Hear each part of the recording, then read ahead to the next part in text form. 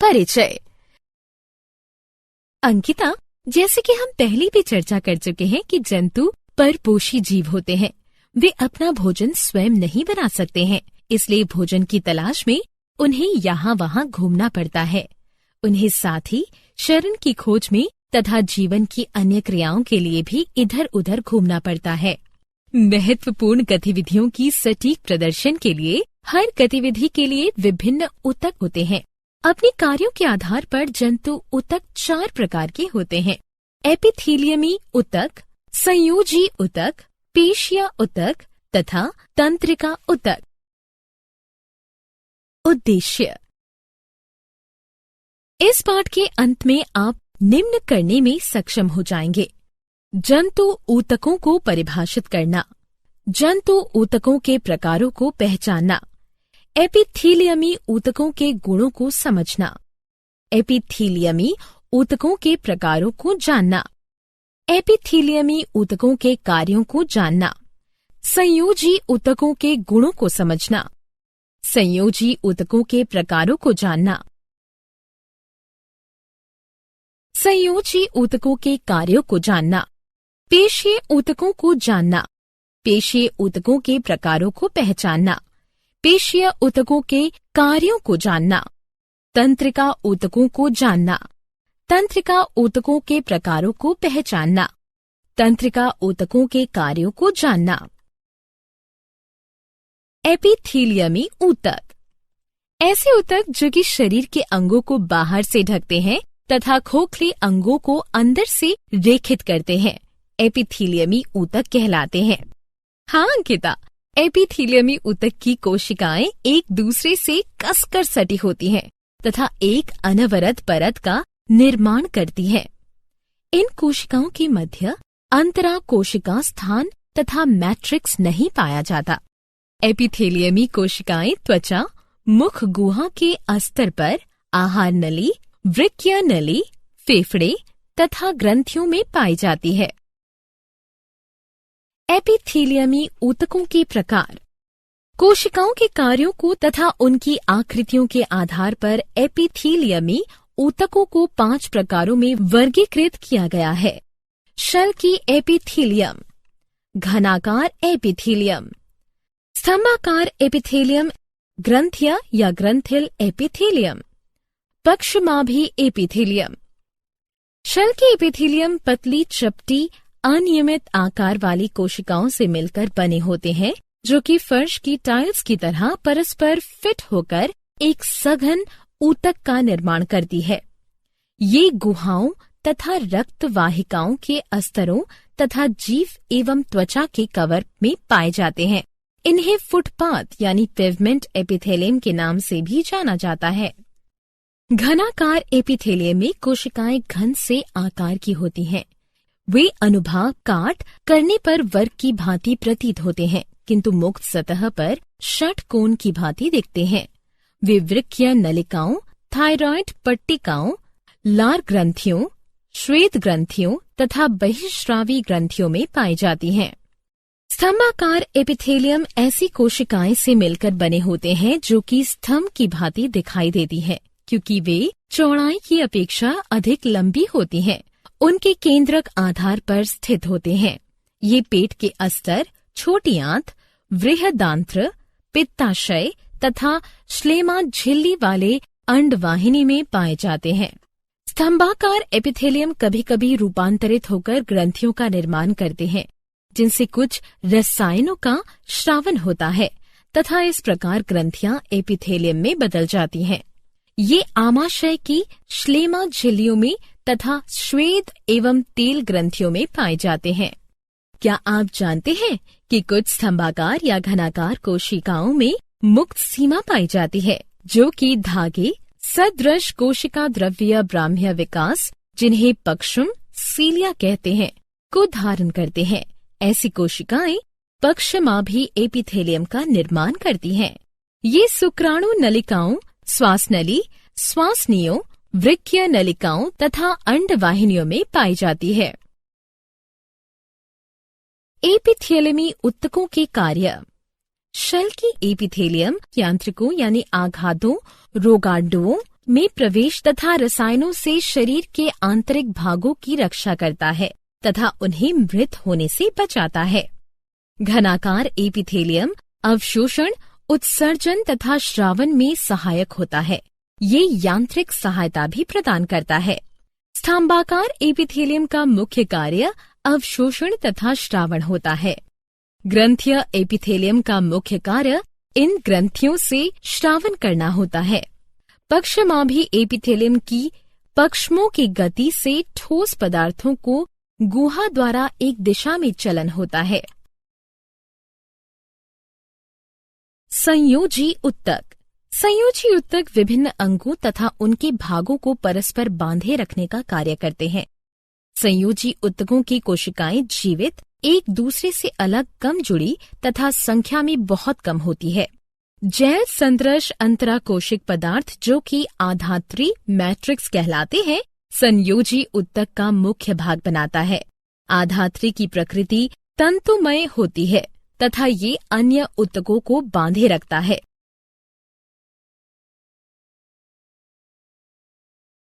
संयोजी उत्तकों के प्रकार। माधुरी, क्या तुम जानती हो कि जंतुओं में संयोजी उत्तक कितने प्रकार के होते हैं? हाँ, जंतुओं में 5 प्रकार के संयोजी उत्तक पाए जाते हैं। एरियोलर संयोजी उत्तक, सघन नियमित संयोजी उत्तक, वसा यानी एडिपोज संयोजी उत्तक, अस्थिमय कंकाल संयोजी उत्तक और तरल संयोजी उत्तक। एरियोलर संयोजी उत्तक एक ढीला तथा कोशिकीय संयोजी उत्तक होता है। एरियोलर संयोजी उत्तक के आधात्री मैट्रिक्स में श्वेत तथा पीले कोलेजन तंतु पाए जाते हैं। सघन नियमित संयोजी उत्तक में तंतु तथा कोशिकाएं सघन प्रकार से एक क्रम से लगे होते हैं। सघन नियमित संयोजी उत्तक कंडरा तथा स्नायु का मुख्य घटक होता है। वसा यानी एडिपोज संयोजी उत्तक मुख्यतः वसीय कोशिकाओं, जिन्हें एडिपोसाइटिस भी कहते हैं, के गठबंधन से बनता है। वे वशीय कोशिकाएं अंडाकार या गोल होती हैं, जिनमें की वसा की एक बड़ी बूंद होती है। अस्थिमय यानी कंकाल संयोजी उत्तक उपास्थि तथा अस्थि से मिलकर बना होता है, जो कि कशेरुकियों के शरीर का अंत कंकाल का निर्माण करते हैं। तरल संयोजी उत्तक शरीर के विभिन्न भागों को जोड़ता है तथा शरीर में एक नियमितता बनाए रखता है। इसके अंतर्गत रक्त तथा लसिका आते हैं। क्रियाकलाप। रक्त कोशिकाओं के विभिन्न प्रकारों को जानने के लिए चलो एक क्रियाकलाप करते हैं। मैंने एक स्लाइड पर एक बूंद रक्त की डाली है तथा अब सूक्ष्मदर्शी के अंतर्गत इसका पर्यवेक्षण करती हूँ। हम लाल रुधिर कोशिकाओं या रक्ताणु इरिथ्रोसाइट, श्वेत रुधिर कोशिकाओं या श्वेताणु ल्यूकोसाइट तथा पट्टिकाणु प्लेटलेट को देख सकते हैं। प्लाज्मा रुधिर का कुल 55% भाग बनाता है। प्लाज्मा एक जटिल तरल है जिसमें अकार्बनिक लवण तथा कार्बनिक पदार्थ जैसे एल्ब्यूमिन, ग्लोबुलिन तथा फिब्रिनोजन, ग्लूकोज, एमिनो अम्ल, वसा, विटामिन, एंजाइम, हार्मोन तथा त्यज्य पदार्थ जैसे यूरिया तथा यूरिक अम्ल पाए जाते हैं। मानव लाल रुधिर कोशिकाएं गोल, उभयावतल यानी वाइकोनकेव तथा संख्या में अधिक होती है। इनमें लोह युक्त जटिल प्रोटीन हीमोग्लोबिन पाई जाती है, जिसके कारण इसका रंग लाल होता है। श्वेताणु यानी ल्यूकोसाइट अमीबिया केंद्रक युक्त तथा श्वेत होते हैं। वे आकार में बड़े किंतु संख्या में कम होते हैं। ये 2 प्रकार के होते हैं। अकन कोशिकाएं यानी एग्रेन्युलोसाइट बिना कण युक्त तथा बिना लोब युक्त केंद्रक वाले होते हैं। ये 2 प्रकार के होते हैं, मोनोसाइट तथा लिम्फोसाइट। कण कोशिकाएं ग्रेन्युलोसाइट में कोशिका द्रव्य, कण तथा लोब युक्त केंद्रक पाया जाता है। ये 3 प्रकार के होते हैं, न्यूट्रोफिल, एसिडोफिल तथा बेसोफिल। रुधिर पट्टिकाणु प्लेटलेट छोटे अकेंद्रकीय बड़ी अस्थि मज्जा की कोशिकाएं, जिन्हें मेगाकैरियोसाइट कहते हैं, के विखंडन से बनती है। संयोजी उत्तकों के कार्य। एरियोलर संयोजी उत्तक के सहायक उत्तक है तथा ये देह गुहा में स्थित अंगों के मध्य पैकिंग ऊतकों का कार्य करते हैं। ये आघात के पश्चात ऊतकों की मरम्मत करता है, विषों से लड़ता है तथा त्वचा के नीचे स्थित पेशियों को स्थिरता प्रदान करता है। सघन नियमित संयोजी ऊतक जोड़ों को मजबूती प्रदान करता है तथा साधारण गति की अनुमति देता है। माधुरी, क्या तुम जानती हो कि स्नायु में अत्यधिक खिंचाव के कारण मोच आती है? वसा एडिपोज संयोजी ऊतक वसा को संचित करता है, शरीर तथा पैरों को आकृति प्रदान करता है, अंतरंग अंगों को नियमित आकार देता है, वृक्कों तथा नेत्र गोलकों को के आसपास आघात को अवशोषित करने वाले गद्दे की भांति कार्य करता है तथा इंसुलेटर की भांति भी कार्य करता है। अस्थिमय कंकाल संयोजी ऊतक अंततः कंकाल का निर्माण करता है, शारीरिक अंगों को सहायता तथा लचीलापन प्रदान करता है, मुख्य अंगों को सुरक्षित रखता है तथा कैल्शियम एवं फॉस्फेट को संचित करता है।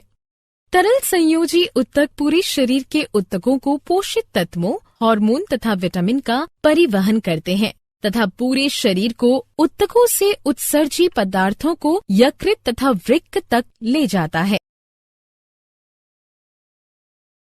पेशीय ऊतक। पेशीय ऊतक अनियमित कोशिकाओं से मिलकर बने होते हैं, जिन्हें पेशीय तंतु कहते हैं। पेशियों में विशेष प्रोटीन पाई जाती है, जिन्हें संकुचनशील प्रोटीन भी कहते हैं।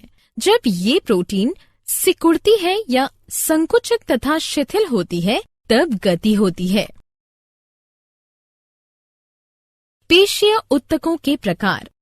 अंकिता, स्थिति, संरचना तथा कार्य के आधार पर पेशीय तंतु 3 प्रकार के होते हैं: रेखित पेशी, चिकनी पेशी, कार्डिक यानी हृदय पेशी। रेखित पेशियां पैर, जीभ, उदर, भित्ति, ग्रसनी तथा ग्रसिका में पाई जाती है। इनमें एक के बाद एक हल्के तथा गहरे रंग की रेखाएं या धारियां पाई जाती हैं। ये लंबी, बेलानाकार, शाखा रहित तथा बहुनाभीय होती हैं। ये पेशियां हमारी इच्छा के अनुसार गतिमान होती हैं, अतः इन्हें ऐच्छिक पेशियां भी कहते हैं। चिकनी पेशियां आमाशय की भित्तियों, आंत्र, रक्त नलिकाओं, आंख की आइरिश तथा गर्भाशय में पाई जाती है। यह आकार में छोटी, एक केंद्रिकाएं तथा तर्कु रूपी होती है एवं परतों के रूप में व्यवस्थित होती है। ये पेशियां हमारी इच्छा के अनुसार गतिमान नहीं होती, अतः इन्हें अनैच्छिक पेशियां भी कहते हैं। कार्डिक यानी हृदय पेशियां हृदय के मायोकार्डियम में पाई जाती है। वे रेखित तथा चिकनी दोनों तरह की होती हैं। हृदय पेशियां शाखित रेशों से मिलकर बनी होती हैं। ये शाखाएं परस्पर मिलकर एक जाल का निर्माण करती हैं। प्रत्येक रेशा सार्कोलेमा द्वारा घिरा होता है तथा इसके अंदर एक मध्य में केंद्रक तथा अनुदैर्ध्य मायोफाइब्रिल के साथ सार्कोप्लाज्म पाया जाता है। अंतराकोशिक स्थान अधिक मात्रा में पाए जाने वाले ढीले संयोजी ऊतक द्वारा भरे रहते हैं। रेखित पेशियां गमन तथा शरीर को ऐच्छिक गति करने के लिए बल प्रदान करती है। चिकनी पेशियां अनैच्छिक पेशियां होती हैं, अर्थात वे हमारी इच्छाओं के अनुसार कार्य नहीं करती हैं। आहार नली में भोजन का आगे बढ़ना, नलिकाओं का खुलना तथा बंद होना आदि चिकनी पेशियों के कारण ही होता है। कार्डिक यानी हृदय पेशियां जीवन भर तेजी से संकुचित तथा शिथिल होती हैं। ये संकुचन तथा शिथिलन हृदय कोशिकाओं को रुधिर को पंप करने में तथा रुधिर को शरीर के विभिन्न भागों तक पहुंचाने में सहायक करता है। तंत्रिका ऊतक। तंत्रिका ऊतक वो ऊतक है जो हमारे शरीर को संदेश प्रवाहित करता है। तंत्रिका ऊतक में मुख्य एकल कोशिकाएं पाई जाती हैं, जिन्हें तंत्रिका कोशिका या तंत्रिक कोशिका कहते हैं, जिनमें कि शरीर के अंदर और बाहर उद्दीपनों को ग्रहण करने तथा उन्हें शरीर के विभिन्न भागों तक पहुंचाने की क्षमता होती है। ये उद्दीपन एक तंत्रिक कोशिका से अन्य तंत्रिक कोशिका तक जाता है। माधुरी, क्या तुम्हें पता है कि प्रत्येक तंत्रिक कोशिका में 3 भाग पाए जाते हैं? कोशिका काय, सायोटिन, धूम्राक्षय तथा तंत्रिकाक्ष, एक्सान। सायोटिन या कोशिकाएं में एक मध्य केंद्रक तथा कोशिका द्रव्य पाया जाता है, जिसमें गहरे रंजित कण पाए जाते हैं जिन्हें निसेल ग्रेन्यूल कहते हैं। डेंड्रोन छोटी प्रक्रियाएं होती हैं जो कि साइटोन या कोशिका काय से निकलकर आगे चलकर धूम्राक्षय में शाखित हो जाती हैं। तंत्रिकाक्ष एक से व्यास की एकल लंबी बेलन नुमा प्रक्रिया है। तंत्रिकाक्ष सिरे पर पतली शाखा बनती है। प्रत्येक शाखा एक फुली हुई संरचना जिसे सिनेप्टिक पुटिका कहते हैं में जाकर मिलती है। तंत्रिकाक्ष को तंत्रिका तंतु भी कहते हैं। एक एकल तंत्रिका तंतु की लंबाई 1 मीटर होती है। तंत्रिका ऊतकों के कार्य। यह धूम्राक्ष उद्दीपनों को ग्रहण करता है तथा तंत्रिकाक्ष उद्दीपनों को कोशिका काय से दूर ले जाता है। उद्दीपन तंत्रिका कोशिका के तंत्रिकाक्ष के साथ वैद्युत क्रियाकलापों का एक मार्ग होता है। क्या आप जानते हैं जंतुओं में सर्वप्रथम एपिथीलियमी ऊतकों का विकास हुआ था। एपिथीलियमी ऊतक सबसे सरल प्रकार के ऊतक होते हैं। शरीर के कुल भार का 40% रेखित पेशियां बनाती हैं। लाल अस्थि मज्जा में हीमोसाइटोप्लास्ट विकसित रुधिर कोशिकाओं को जन्म देते हैं। मानव शरीर में लगभग 6.8 लीटर रक्त पाया जाता है। अस्थि शरीर का सबसे कठोर ऊतक है, जबकि रुधिर सबसे मुलायम ऊतक है। सारांश। आइए हमने जो कुछ सीखा है उसे संक्षेप में दोहराएं। जंतु ऊतकों को एपिथेलियमी ऊतक, संयोजी ऊतक, पेशीय ऊतक तथा तंत्रिका ऊतक में वर्गीकृत किया जाता है। कार्यों तथा उनकी आकृतियों के आधार पर एपिथेलियमी ऊतकों को शल्की, घनाकार, स्तंभाकार, ग्रंथीय तथा पश्माभी एपिथेलियम में वर्गीकृत किया गया है। हमारे शरीर में विभिन्न प्रकार के संयोजी ऊतक जैसे कि एरियोलर, वसामय, एडिपोज, अस्थि, कंडरा, स्नायु, उपास्थि तथा रक्त आदि पाए जाते हैं। रेखित, चिकनी, कार्डिक यानी हृदयक 3 प्रकार के पेशीय ऊतक होते हैं। तंत्रिका ऊतक तंत्री कोशिका यानी न्यूरॉन से बना होता है, जो कि उद्दीपनों को ग्रहण तथा उसका संवहन करता है।